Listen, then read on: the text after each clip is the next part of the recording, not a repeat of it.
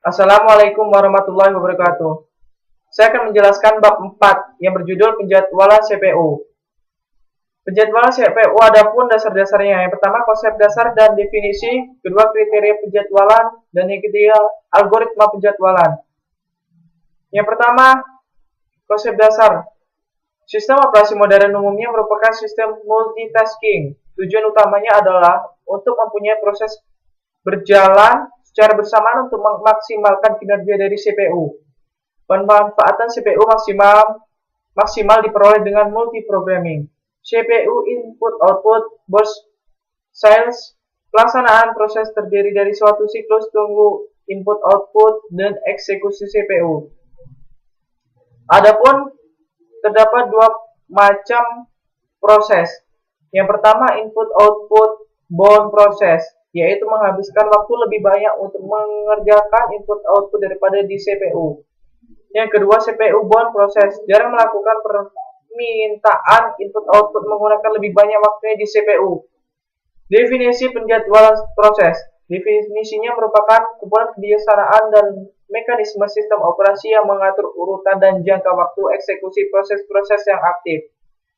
Tugasnya yaitu memilih proses, menentukan kapan serta berapa lama proses tersebut boleh menggunakan prosesor.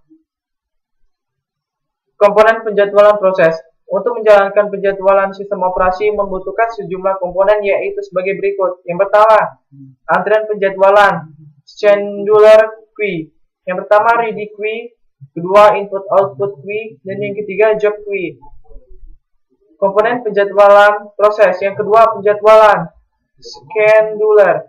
Suatu program dengan algoritma tertentu yang menyeleksi proses yang akan dieksekusi. Yang pertama penjadwalan jangka pendek, short term scheduler, menyeleksi proses yang berada di antrian ready. Yang B, penjadwalan jangka menengah, medium term scheduler. Jika ruang memori utama tidak cukup menampung proses, sistem operasi akan melakukan swapping, yaitu memindahkan image proses ke memori sekunder seperti disk. Umumnya yang dikorbankan adalah proses yang berstatus blockade atau menunggu event.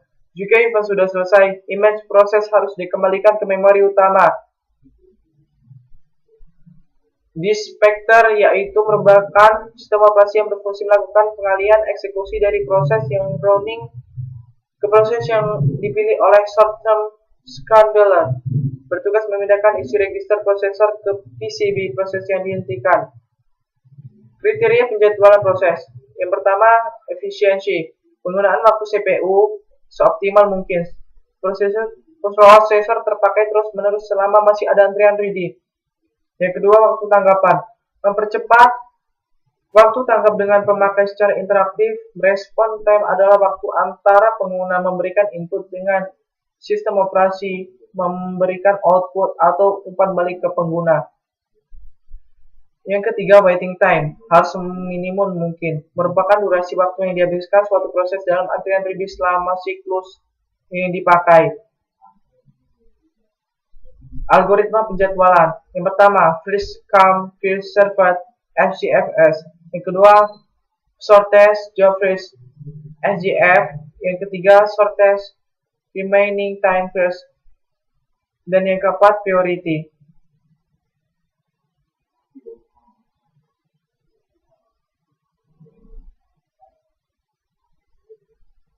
Multi-level feedback queue mirip sekali dengan algoritma multi-level queue. Perbedaannya ialah algoritma ini mengizinkan proses untuk pindah antrian.